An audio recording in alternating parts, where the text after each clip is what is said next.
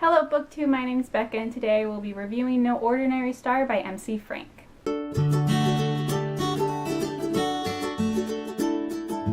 The cover should be on the screen right about here, but let me give you a little bit about the book before I jump into the review. And by the way, this review will also be spoiler free, so you're not going to get spoiled by watching this video at all. So first of all, I'm on MC Frank's street team, which I'm so thankful to be on, and it's just fun. So anyway, as part of the street team, I get to read the books and review them, so that is what I am doing today. I've already posted my review on Goodreads and Amazon. I'm going to link the Goodreads one down below if you want to read it on there, but I'm basically going to be saying the same things I said in that review in this review, so if you'd rather read it than watch the video, that's cool too. So I'm going to read you a little summary thing for the book before I get into the review. In a land far, far away, Christmas no longer exists. In a land of snow and emptiness, of spies and lies, joy is a forgotten secret. Love does no longer exist, nor does individual thought. Welcome to the year 2524. That's part of it. There's more. A soldier is summoned to the North Pole days before the year changes, told to fix the great clock for a celebration. He has no idea what to do. A girl hunted for the crime of being born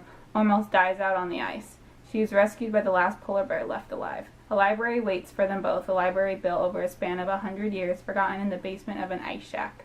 The world hasn't known hunger or sickness in hundreds of years. It also forgotten love and beauty. The year is 2524. So that's kind of like the blurb that gets you like into the novel, and honestly, when I first read this blurb, I was like, oh my god, that sounds like really, really, really cool, and I was like, I gotta read it. And I'll also link the website down below, but if you go to the website where I found that summary on, you can read like the first few chapters of it, which is really cool because it kind of gets you into the novel before you have to go out and buy it to see if it's something you enjoy.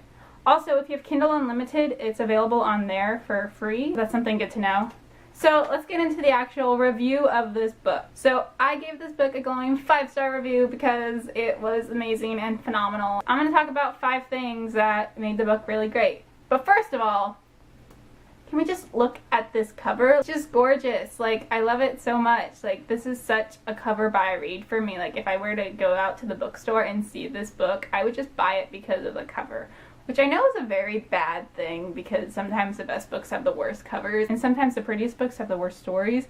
But in this case, it has an amazing cover and it's a great story. So getting into the content of the novel, first of all, the style of writing, I really enjoyed it. It's really easy to read through. You don't get trapped with a bunch of vocabulary and imagery and just stuff that makes you think you're reading a textbook. It's really easygoing and inviting, and that's something that I really looked for in reading because I like to read fast, and this style of writing just made it really possible to read this book very fast. Secondly, it's like the mystery of the entire novel that kind of really propelled me to read it more because you're way in the future, like 2524, and you start learning that the world is like completely like screwed up, like really screwed up, and a lot of weird things are going on, and what's this about this clock at the North Pole, and who are these 2 main characters that we have, and like what's exactly going on. So the mystery just kind of like propels me forward to read more because I want to find out what's going on. And next off, we have our characters, of course, because how can you have a book without like any characters, which as I say this,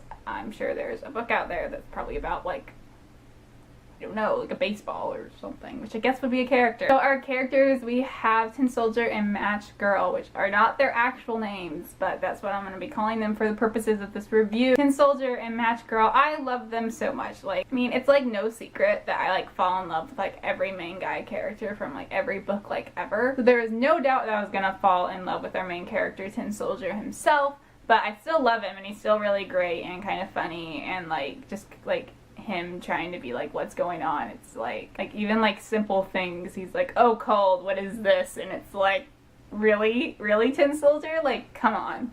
So it's funny. Then we got Match Girl, who I really fell in love with right away, this fiery redhead who's very passionate and everything, and you also have the mystery of her background, like who the hell is she and how the hell did she get to the North Pole in the first place. I just really liked her, which was more surprising to me because sometimes I don't like the main female characters in books just because kind of how the writer writes them sometimes is just like they're just like this static character who just is there for the purpose of a love interest or something. But this is not the case with Match Girl. I really enjoyed her. I'm really looking forward to reading more about her and also the ship. Can Can I get a boarding pass? Please. I want to hop on that ship instead of finishing my summer session at school. That sounds like a good idea. And then the genre, science fiction, which I love science fiction. Anything science fiction, I will either read, watch, whatever platform it is. I just really love the genre. I like what people can do with it. I love how you can go 200 years into the future like this book does. It still feels really real. Some science fictions, you go into the future or you do something and it's just like, how do we get from point A to point B? Like, there's no logical way to do that. Like, and it's too much information, it's too much sometimes with science fiction. But this book, it's not that way. You go into the future and a lot of things are different, yes, but it's very logical in a way that you would get there. Without knowing all the answers to how the world got that way, I can definitely make connections with what's going on today and like, oh yeah, like, oh, that's totally a plausible outcome. No Ordinary Star is very believable in the future, and it just made it more comforting to read because it's like, oh yeah, this could totally happen. Like, it has that bit of like fantasy, but also that bit of realism in it, which really makes the book for me. So that's pretty much it for this review. I've talked about the writing, the genre, what I really liked, and the characters. It's really just like a unique and intriguing read. Like, I really enjoyed it, and I think a lot of other people will too. I don't even know what else to say about it. Words can't describe how much I loved it. It was just really amazing. So thank you all for watching this video, and don't forget to check out the links below. And if you've read this book, let me know in the comments below and we can talk about it because I love to do that. So anyway, I will see you all next time, and I'll have another video up soon. Goodbye.